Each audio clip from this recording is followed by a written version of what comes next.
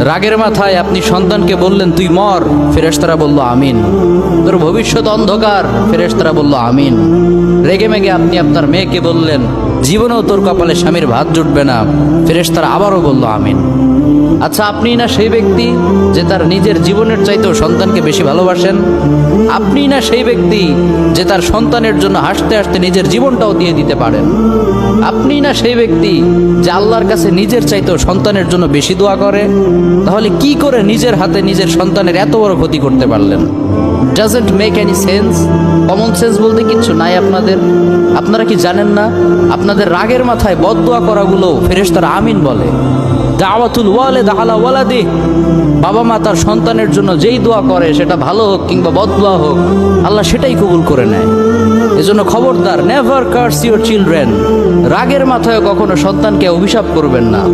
খুব বেশি রাগ উঠে গেলে তার জন্য উল্টা ভালো দোয়া করেন। কাবা শরীফের একজন ইমাম আছে, ইমাম আল কালবানি, তার মায়ের যখন প্রচন্ড পরিমাণে রাগ উঠে যেত